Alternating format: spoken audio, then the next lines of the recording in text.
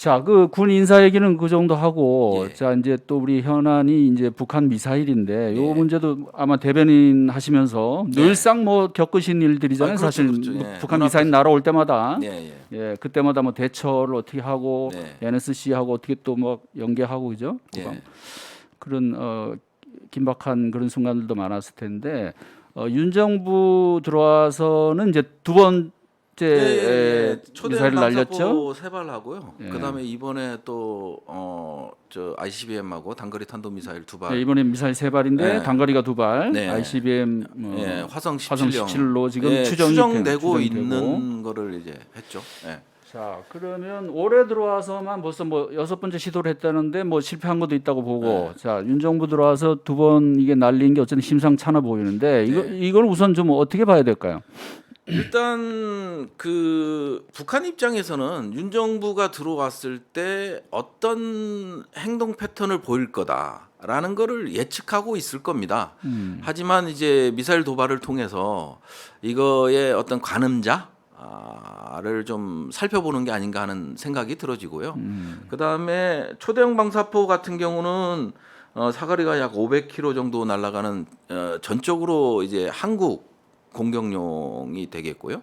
그다음에 이번에 그 바이든이 이제 돌아가고 나서 이제 발사한 ICBM은 뭐 미국 전역을 타격할 수 있는 화성 17형, 이게 아직까지는 가능성을 보는 거고요. 추가적으로 이제 정보를 분석해봐야 이게 15형이다, 17형이다, 아니면 또 새로운 무기 체계다를 그 확정할 수 있는 거기 때문에 일단 가능성은 화성 17형으로 보고 있는 것 같고요.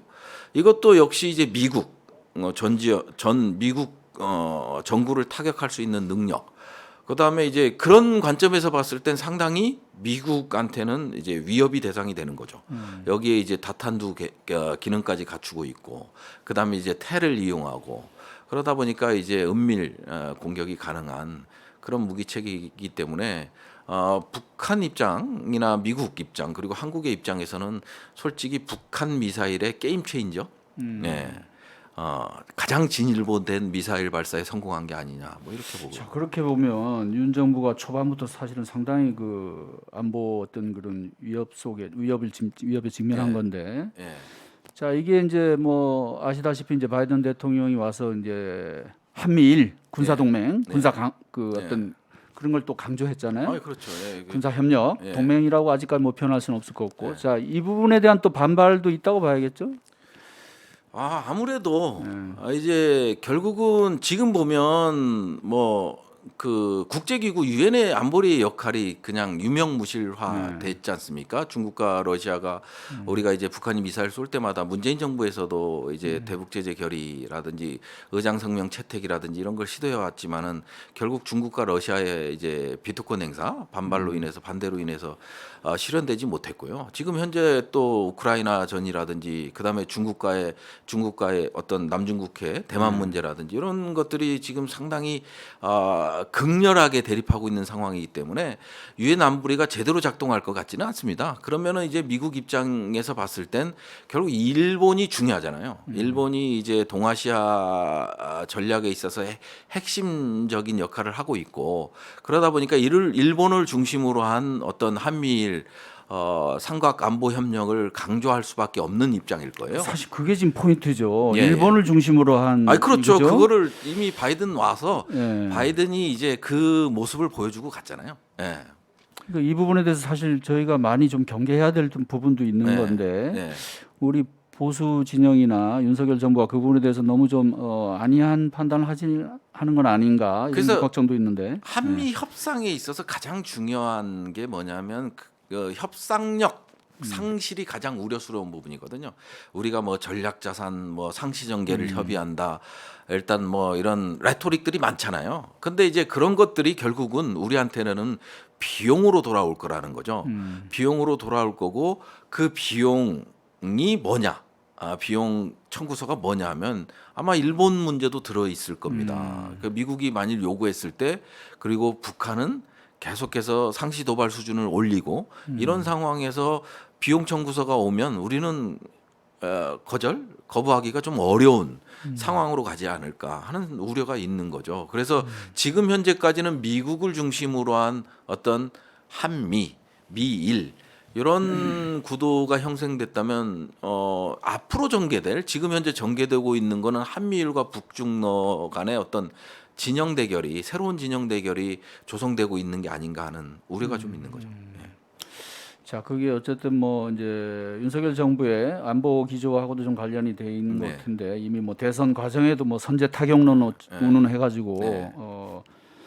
상당히 논란을 일으켰었잖아요. 예, 예. 이제 그 부분에 대해서 뭐 조금씩 이제 말이 조금 뭐 바뀐 아유, 느낌도 있긴 바뀔 있는데 수밖에 없을 그렇죠? 거예요. 네. 왜냐하면 선제 타격이라는 개념에 대한 이해도가 좀 부족한 게 아닌가 하는 생각이 들어요. 물론 안보실 뭐 김태우 1차장이라든지 이런 분들이 있어서 조언들을 많이 하곤 있겠지만은 지금 선제 타격이라는 거는 완전히 시기의 임박성, 그 다음에 징후의 명확성. 그러니까 이제 아주 빠른 시간 내에 한국을 공격할 거라는 징후가 포착이 됐고 이게 명확하다 할 때 선제 타격이 가능한 거거든요. 그 유엔 원장 51조의 집단적 자위권 행사를 이제 국가에 부여하는 그런 거에 맞춰서 이제 선제 타격이라는 것들을 보장해주고 있죠.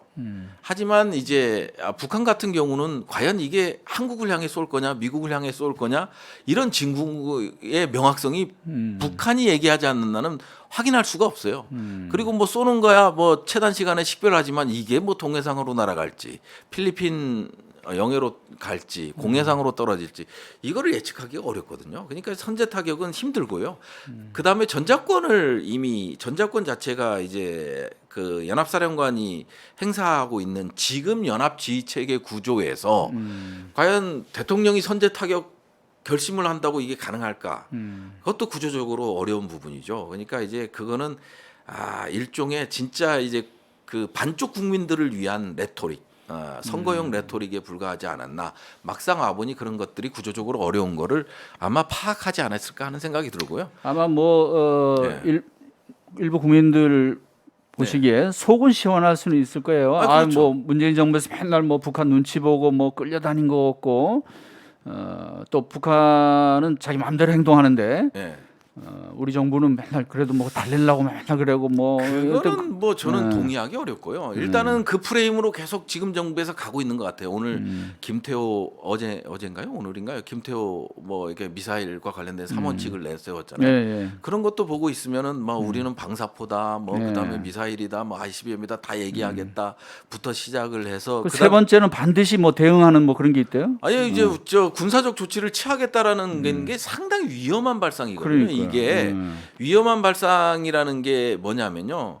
상호간에 내겐넥 구조로 가잖아요. 이렇게 일종의 안보 딜레마가 이쪽에서 우리는 방어적인 목적을 위해서 미사일 발사했는데 여기서는 공격으로 인식을 해서 우리가 또 대응하고 이러면서 이제 그 안보 딜레마적 상황이 계속되면서 결국은 이제 분쟁 전쟁으로 가는 거거든요. 이제 그런 것들을 굳이 뭐 그다음에 이제 국방 입장에서는 통합방위 사태법에 보면은 도발이라는 개념과 위협이라는 개념을 구분해 놨잖아요. 도발이라는 개념은 서욱 장관께서도 누차 얘기했지만 대한민국 영토와 국민을 위해하는 직접적인 행위거든요. 이거에 대해서는 우리가 군사적 조치를 한다. 그래서 도발이라고 한다. 그다음에 정치적인 용어의 도발과는 개념이 다르다. 유엔이 얘기하는 거, 청와대가 얘기하는 도발 개념과 군사적 도발 개념은 다르다. 왜냐하면 도발이라는 개념을 썼을 때는 통합방위법에 따른 거기에 그 도발의 개념에 따라서 우리가 군사적 조치를 취하게 되는 거기 때문에 이건 자칫 그 북한의 오인식을 주게 되고 이게 결국은 분쟁으로 가고 그러다 보면 이제 국민의 희생이 따르고 이런 최악의 상황으로 갈 수 있기 때문에 이건 조심해야 되는 거고 과연 1차장이 직접 나와서 그런 얘기를 하는 게 적절했냐라는 거 저는 보여지지 않아요. 문재인 정부에서도 보면요. 진짜 문재인 정부에서도 저도 이제 청와대랑 뭐 조율하고 대변인 역할이 그런 거니까.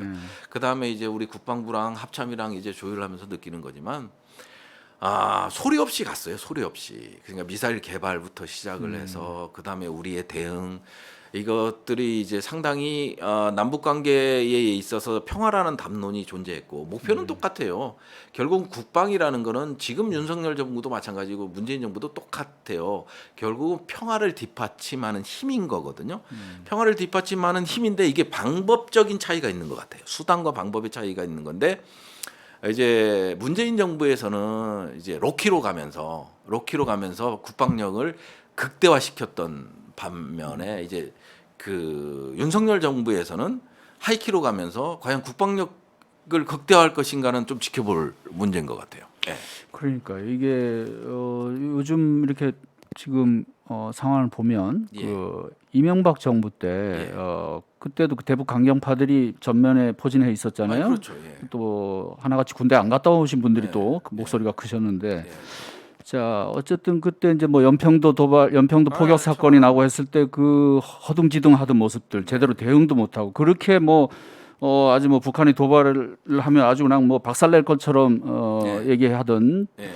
정부가 그런 모습을 보면서 많이 참 걱정되고 실망을 했단 말이죠. 일단은 국방에서 상호간에 이제 충돌 직전까지 간다는 건 상당히 위험한 신호거든요. 그리고 그거를 안보실 1차장이 나와서 얘기했다는 거가 물론 국방 쪽에서 미사일을 발사했을 때 국방의 영역에서 그런 표현을 썼다면 좀 뭐랄까 좀 합리적이라고 보여질 수는 있지만 이게 국방부 쪽에서 말하는 안보실은 기본적으로 안보실은 국방도 존재하지만 이게 평화 그다음에 대화 협상인 외교 통일도 있거든요. 그래서 이 중심을 잘 잡아주는 역할을 해줘야 되고 이거를 이제 국방의 영역에서 북한의 도발에 대해서 단호하게 대처하겠다라는 건 국방의 영역에서 시그널이 나가는 게 좋고요. 그다음에 이제 문재인 정부에서도 좀 안타까웠던 거는 뭐 다 잘한 게 아니기 때문에 그런 부분이 좀 안타까웠던 거예요. 국방의 목소리. 그다음에 사실은 안 냈던 건 아니고 미사일을 뭐 그냥 이건 호도된 것 같아요. 미사일이라 부르지 못하고 이건 아니고요. 우리가 명확히 탄도미사일로 추정하고 그다음에 이게 종류가 어떤 거다. 라는 것까지 힌트를 다 줬어요. 다 줬거든요. 백브리핑을 통해서도 주고 다 했는데 그게 눈에 보이는 것들은 뭐 미상 발사체니 뭐니 뭐 이런 얘기를 한다고 그래서 했지만 뭐 백브리핑 자료들 보면 아시겠지만 이게 다 이게 탄도미사일로 추정된다고 그러고 이보에서도 탄도미사일 추정된다고 그러고 미사일로 왜 못 불러요? 그건 아닌 거고요. 이미 다 했는데 그건 일종의 프레임 같아요. 예.